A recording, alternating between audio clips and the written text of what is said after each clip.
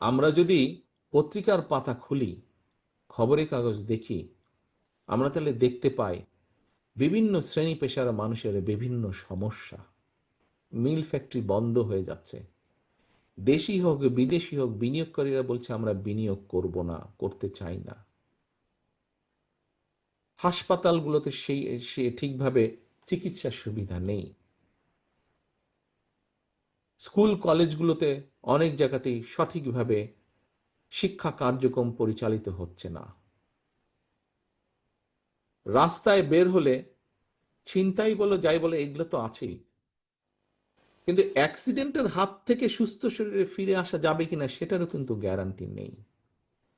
খুব সম্ভব গত বছরও বাংলাদেশে 7,000-এরও বেশি মানুষ সড়ক দুর্ঘটনাতেই মারা গিয়েছে, রোড অ্যাক্সিডেন্টে মারা গিয়েছে।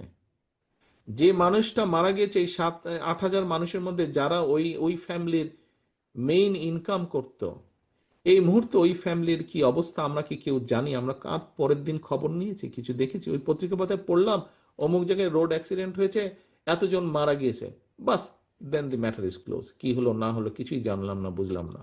ওই ফ্যামিলিগুলোর কি হলো? আমাদের কি একবারও মনে হয় না এটা একটা অস্বাভাবিক ব্যাপার? এত রোড অ্যাক্সিডেন্ট কেন হবে বাংলাদেশে? এটা একটা অস্বাভাবিক ব্যাপার।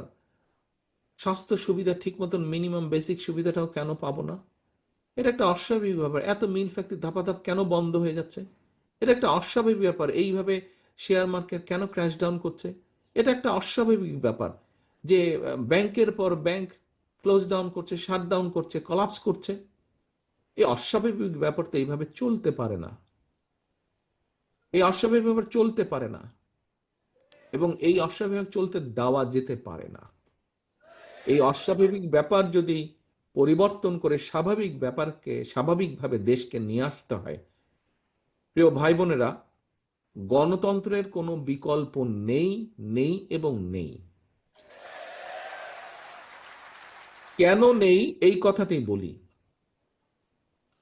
বিগত যে স্বৈরাচারের বিরুদ্ধে আমরা আন্দোলন করেছি, কেন আন্দোলন করেছি? কারণ সেখানে কোনো জবাবদিহিতা ছিল না। মানুষ বেঁচে আছে কি মরে যাচ্ছে তার কোনো জবাবদিহিতা ছিল না। কেন বেঁচে মরে যাচ্ছে মানুষ, এর জবাবদিহিতা ছিল না। একমাত্র গণতন্ত্র সমাজে, দেশে এবং রাষ্ট্রে জবাবদিহিতা নিশ্চিত করতে পারে। জবাবদিহিতা নিশ্চিত করতে পারে। মানুষের কাছে, সাধারণ মানুষের কাছে জবাবদিহি করতে বাধ্য থাকে একমাত্র নির্বাচিত একটি গণতান্ত্রিক সরকার।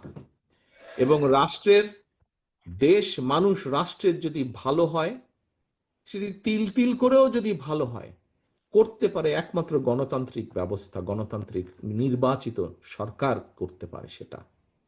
এবং বহু ষড়যন্ত্র চলছে বর্তমানে, কিভাবে গণতান্ত্রিক ব্যবস্থাকে ব্যাহত করা যায়।